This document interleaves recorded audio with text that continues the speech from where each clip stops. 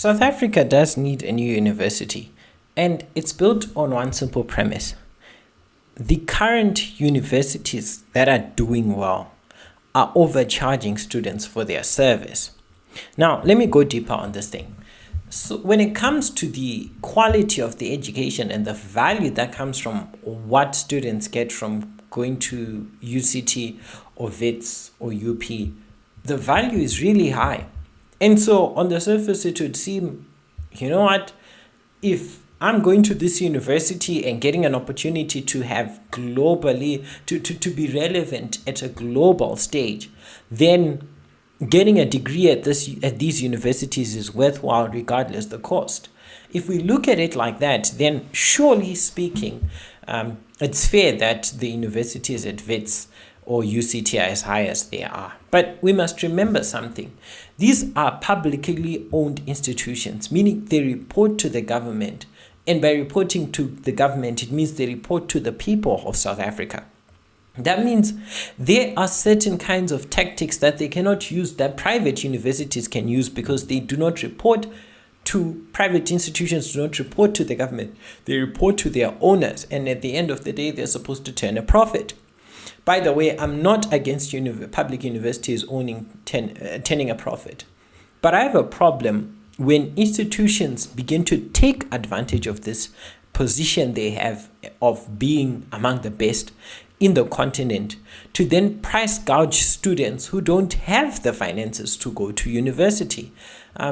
The cost of residency at the rates that I'm living at right now, if you look at the cost relative to the value that they provide, you actually find out that some residences within the same university of WITS that are owned by the university have a better rate and offer the same service. So they overcharge for residences and they charge quite a lot for their tuition. There's been a perception of, universities in South Africa are well run, and they've not been captured by the state. To an extent, it's true that they've been well run because they've been able to maintain their global relevance. But to another extent, these institutions are poorly run if you're looking at the books and the finances.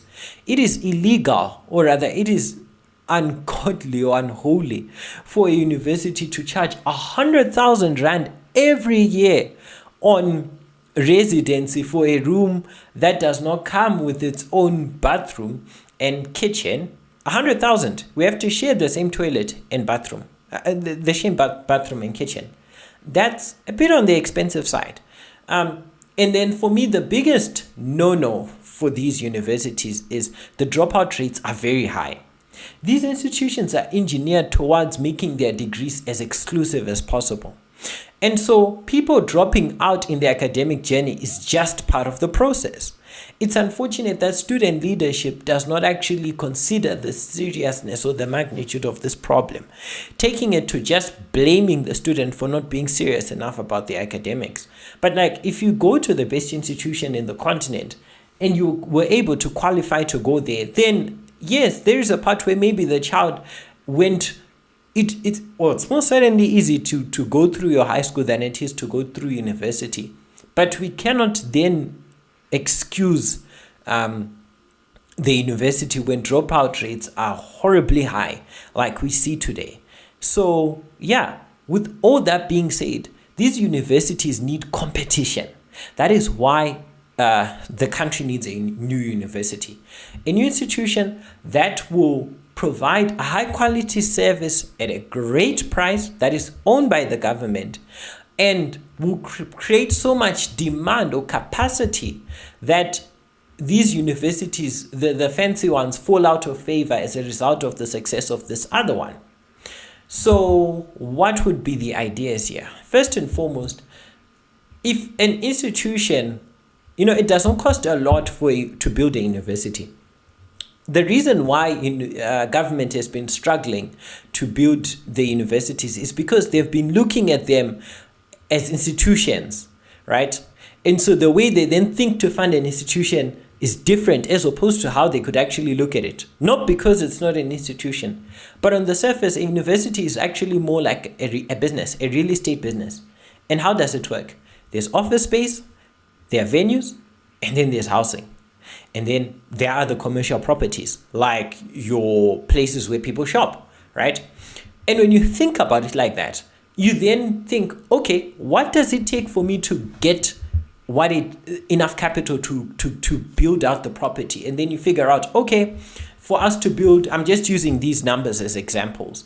Okay, for us to build a university that can take 50,000 students, and provide enough accommodation for 50,000 students, for example, at least to the level of the residents that are met, it would cost roughly 15 billion rand.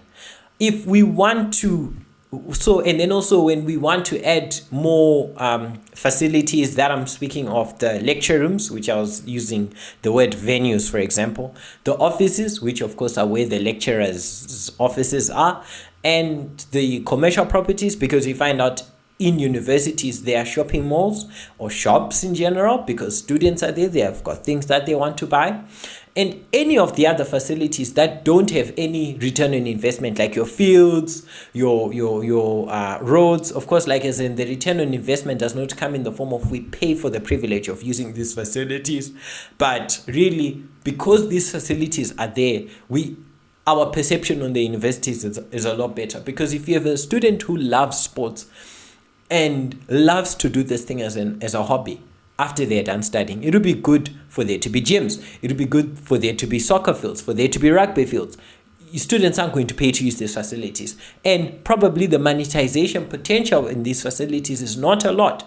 You see, depending on where you're located and depending on, just the business fundamentals. Because like it's easy for Wits to rent out their field for a day because they're in Braamfontein.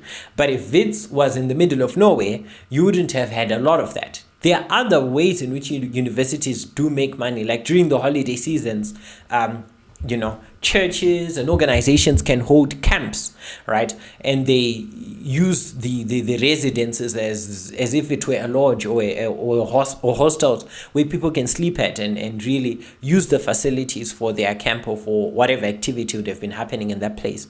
That does become a form of revenue. But taking it back to my real estate analogy.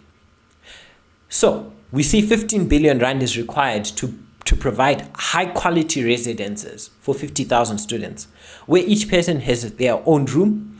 And in that 15 billion rand, there'll be a mix, there's a mix of residences where they share the bathroom and the kitchen, and they come in units of 2s, 3s, or 4s. And then also a mix of residences where a student has their own space, right? And they have all their things to themselves. They don't share with anyone else. You find out that on this 25 billion rand bill, the thing the government needs to be able to do is to find 5 billion rand. The goal of this 5 billion rand is it becomes the down deposit. And with that down deposit, they take a loan to build out the rest of the university. You see? And then by doing that, you now have your facilities. You now have the infrastructure set. And then the next thing is you need a bit more money to inject towards, hiring staff, buying the actual material that make up an institution, like as in software licenses, your computers, hiring the tutors, because some of these guys need to be paid a lot of money, right? Let's just say by the time you're done with all of that, you have spent 30 billion rand on this institution, right? And perhaps you take out a 25 billion rand loan to build this institution. And then you pay it out. You're supposed to pay this loan out. Let's say you've got a 6% interest rate. Or actually, for all intensive purposes, we can just look at it as a bond, right? So we've got a 25 billion rand bond, right? Because part of the money in this bond was used it's not quite a bond, it's more like a loan, but let's just assume for all intensive purposes it's all a bond. We are taking this out. Currently the interest rate is high. Let's just say we live in a world where the government does actually take down the interest rate, meaning they're able to borrow at a better rate, right, from the South African Reserve Bank. That means over a space of 20 years, they should be prepared to pay 165 million rand every month to service their debt, right? Across 12 months, it's close to 2 billion rand. When we divide the expenses across 50,000 students to take care of the facilities, that's 40,000 rand that only has to be paid per year.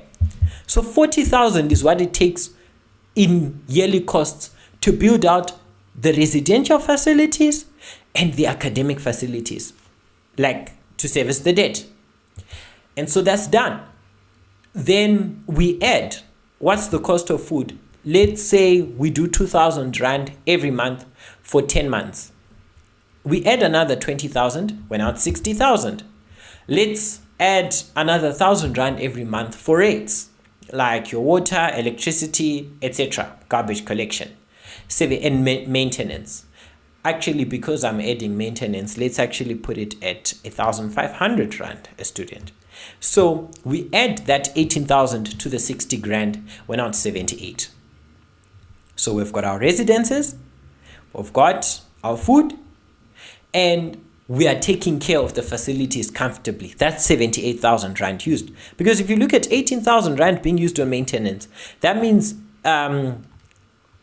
we are spending 900 million rand annually on maintenance, which is a decent amount of money, considering the scale of the university. 900 million rand is okay.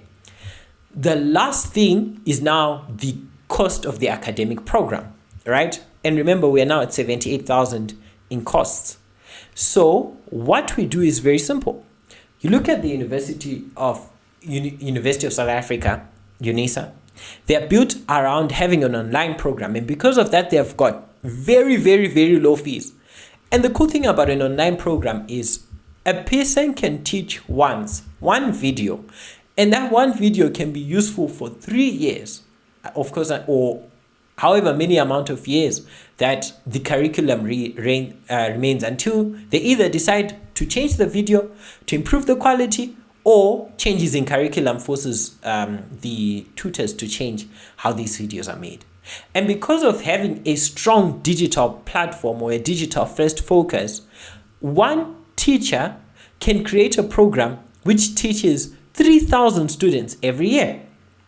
I'm using these numbers to say, when it comes to bringing a certain kind of faculty where, we have to pay them, world-class salaries because of the contribution that they're making to the university, you don't have to hire in that many amount of people that are at that level, Actually, if you can find people who have a basic understanding of what it takes to run a course, because I've seen, the work that my coordinators have do here at WITS, and I've been able to talk to some of them about their work.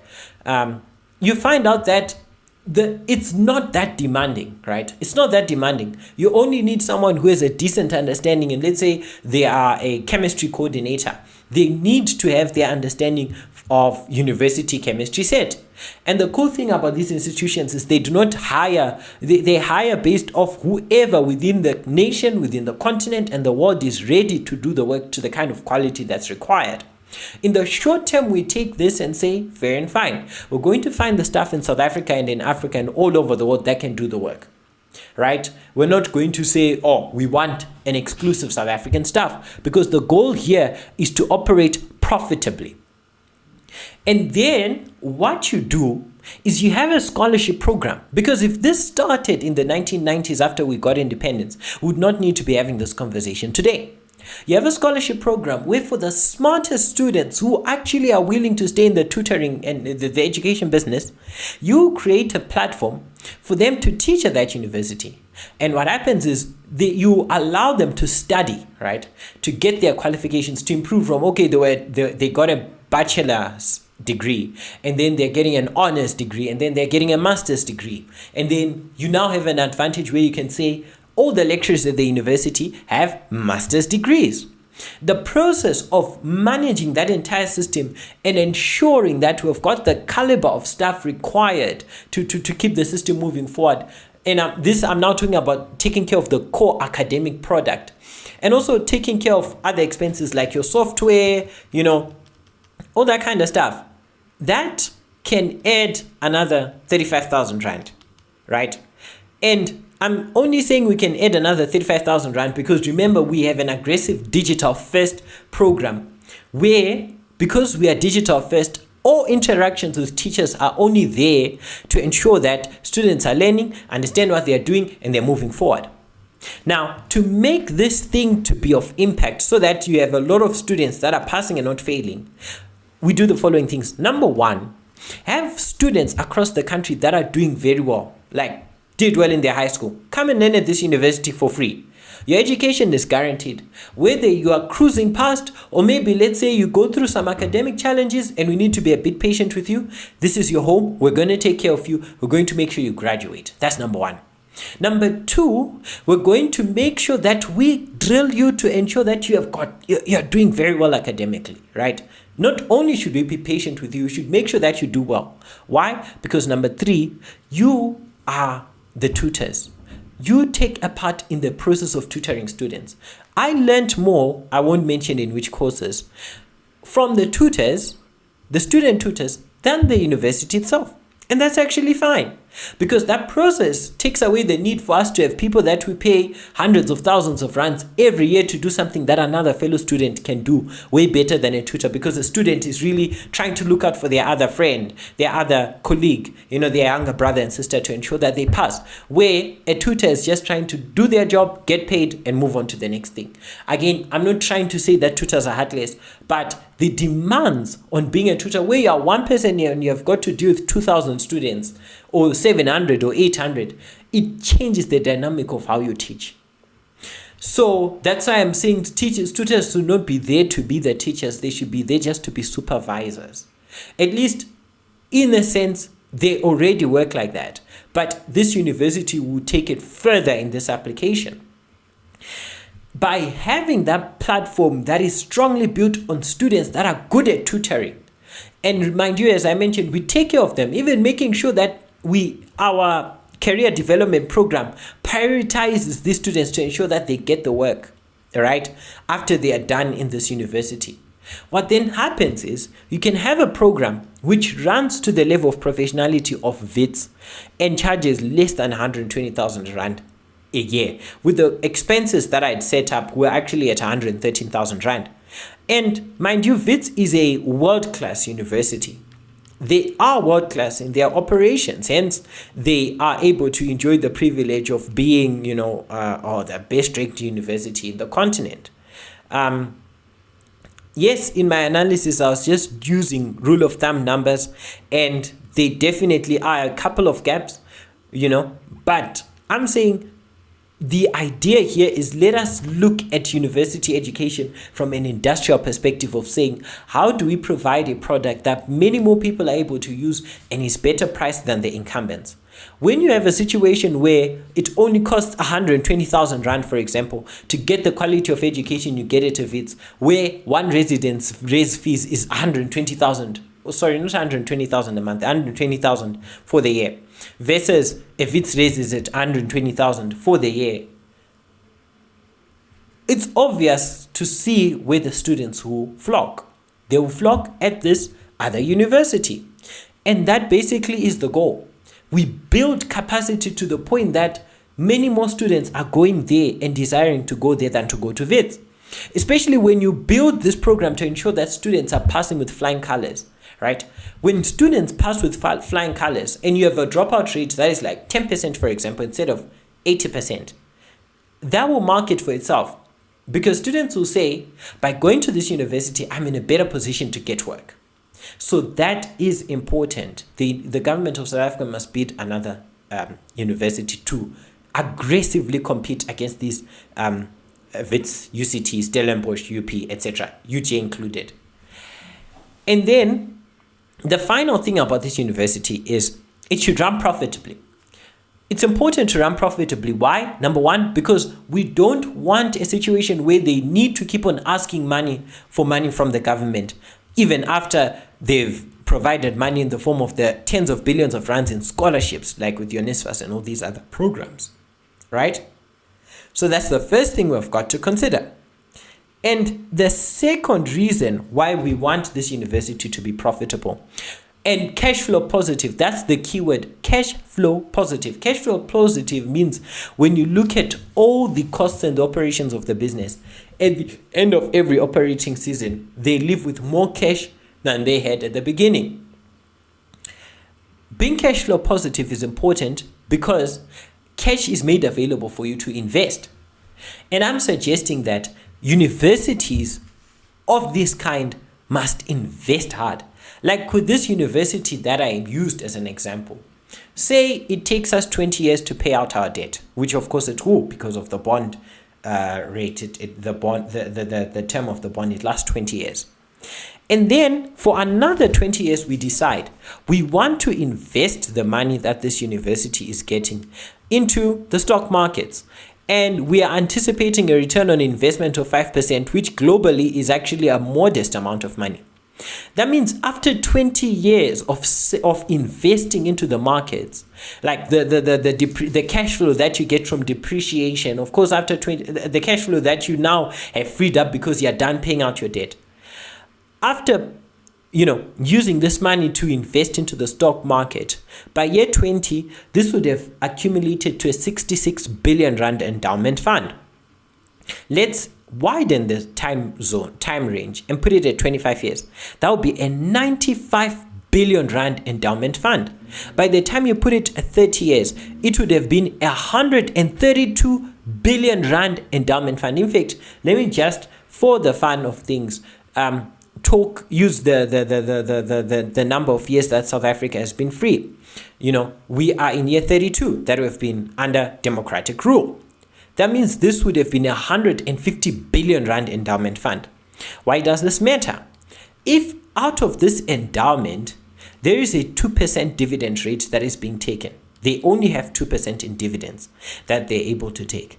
And they take these dividends and they begin to give students scholarships, meaning they are using the dividends to help more students come to the university so that there is no need for all the funding to come from NSFAS. By year 32, look at this. By year 32, 25,000 students will be able to go to university using the dividends of this institution. Think about that. What does that mean? That means NSFAS does not need to be the sole funder of education in South Africa. With that being said, I'm suggesting that the government of South Africa open a new university. Yes, the desire is that it be world-class and that there be a desire to be focused on, science, technology, entrepreneurship, business, healthcare, etc. But the goal is don't run it like another pre-existing university. Run it like a business. A business has to turn a profit and a business has to please investors. In this case, the investors are the people of South Africa. And what is the return on investment for the people of South Africa? A situation where, yes, we put billions of rand in upfront fund capital, and over the decades, we had to keep NSFAS alive so that students will be able to, go to this university. Hence, the government is generating demand, and at the same time, this becomes the source of revenue for the university. But at the end of this 20 or 40 year run, 20 years of paying down the debts and the other 20 years of actually building out the endowment fund, now the amount of money that would have been required to go towards a bursary initiative has been slashed down to 50%. Because half of the students can be carried by the dividends of the endowment fund. And mind you, I only said 5% return on investment. If the markets return way more than 5% return on investment. So this is just food for thought, guys. Let's rethink how we run institutions in South Africa. And let's begin to run them with a corporate first focus. Because if we took that corporate first focus and took it to all our businesses in South Africa, we wouldn't have had to deal with all the massive bailouts we had in the 2010s and the early 2020s. That's number one. And number two, because these institutions are able to take care of themselves without the government putting much money into them, the budget would go down because the freebies do not come from the government anymore, but from the dividends, the profits of these institutions. I thank you very much for tuning in.